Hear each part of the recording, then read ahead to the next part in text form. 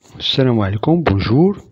Aujourd'hui, on va continuer toujours le chapitre de la chimie, composition des atomes. On va traiter ici le cas des isotopes, toujours niveau tronc commun. Bien. Bon, on a ici un exercice à résoudre. Déterminer la composition, c'est-à-dire le nombre de protons, de neutrons et des électrons des atomes suivants. On a ici Ni58, c'est-à-dire le nickel, 58, le beryllium 9, Be, le néon 20, Ne, le plomb 208, Pb, et le néon 22, toujours Ne, le nickel 60, Ni, le phosphore P31, l'arsenic As75 et le nickel Ni62. Bon, on a ici comme données ces numéros atomiques Z pour le beryllium 4, pour le néon 10, pour le phosphore 15, pour le nickel 28 et pour l'arsenic As 33 et pour le plomb 82. Donc le but de cet exercice est de déterminer la composition de ces atomes, c'est-à-dire de déterminer le nombre de protons, de neutrons et des électrons de chaque atome. Voilà. Bien. On passe maintenant à la solution. Tout d'abord, on va faire un petit rappel. On sait qu'un atome X est représenté par la représentation suivante, c'est-à-dire on a un atome X, c'est-à-dire XZA. Avec A, c'est tout simplement le nombre de masses, c'est-à-dire c'est le nombre du nucléide qui se trouve dans le noyau. Voilà. Pour Z, c'est le numéro atomique. Voilà. Bien sûr. Et pour X, c'est tout simplement le symbole de l'atome. Voilà. Bon, commençons maintenant pour les... Avant, on a A est égal à P plus 1. C'est-à-dire, on a A sur le nombre de masses, P sur le nombre de protons, plus le nombre de neutrons qui se trouvent dans le noyau. Bien. Bon, commençons maintenant par ces trois structures, Ni58, Ni60 et Ni62. Donc, avec Z de Ni de nickel égale à 28. Pour tout d'abord, on doit déterminer le nombre de protons de chaque structure. Donc, le nombre de protons est 28 pour les trois. Étant donné qu'on a Z est égal à N, et Z de Ni, pardon, est égal à 28. C'est-à-dire que chaque structure ici, elle contient dans son noyau 28 protons. Voilà. 28 protons pour le premier, et de même pour ce deuxième, 28 protons, et pour le troisième. Pour le nombre des électrons, de même, elle contient 28 électrons. Sachant qu'un atome est toujours électriquement neutre. Il a autant de charges positives, c'est-à-dire de protons qui se trouvent dans le noyau, que des électrons qui gravitent dans le nuage électronique. Donc, ils ont même nombre, 28 et 28. Pour le nombre de neutrons, donc on doit appliquer l'expression N est égal à A moins P, c'est-à-dire le nombre de masses moins le nombre de protons qui se trouvent dans le noyau, pour déterminer le nombre de neutrons. Donc commençons par la première structure. Pour Ni58, on a N est égal à 58 moins 28.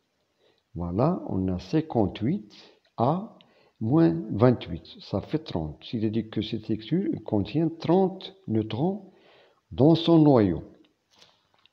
Pour la deuxième, Ni60, donc on fait la même chose, la soustraction entre 60 moins 28, ça fait 32.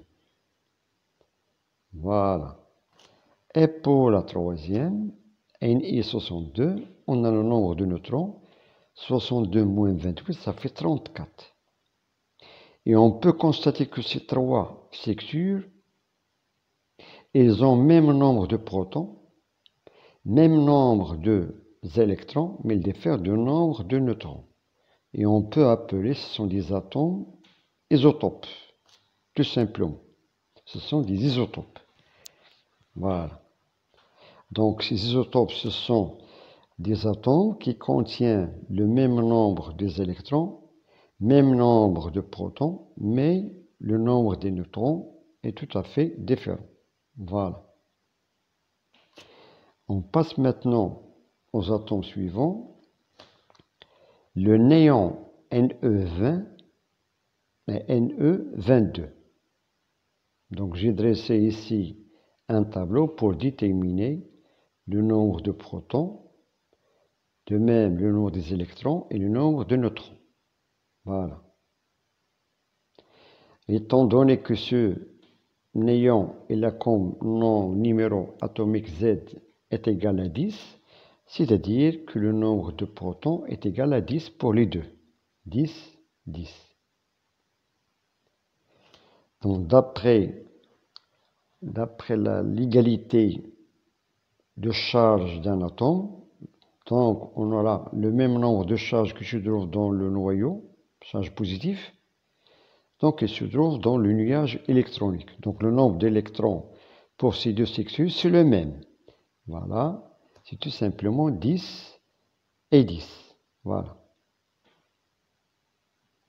Il nous reste maintenant de déterminer le nombre de neutrons pour la première structure Ne20. Donc on applique la formule, on a N est égal à A moins P, avec A c'est 20, moins Z c'est 10. Donc on a le nombre de neutrons pour Ne20 est égal à 10 neutrons.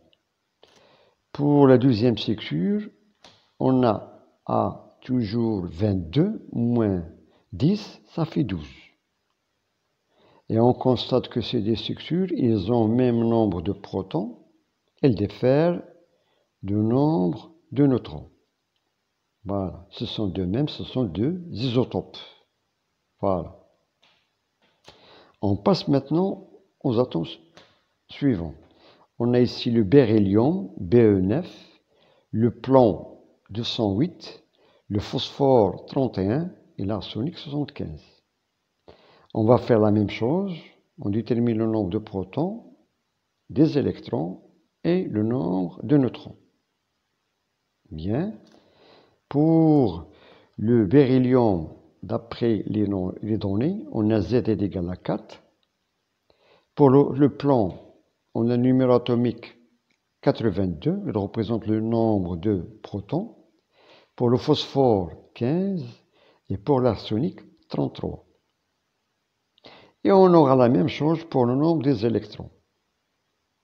On doit toujours respecter l'égalité de charge. Bien.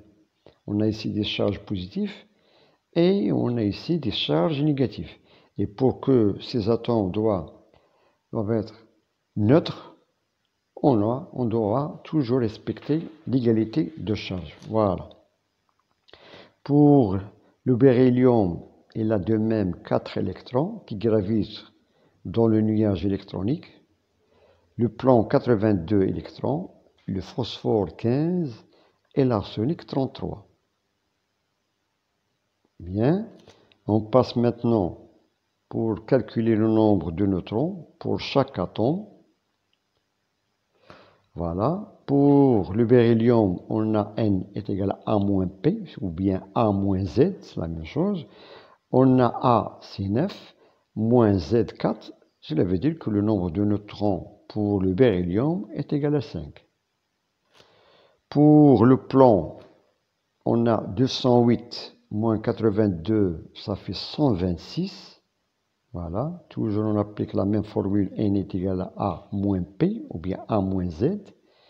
Pour le phosphore, on a 31, voilà, 31 moins 15, ça fait 16 neutrons pour le phosphore.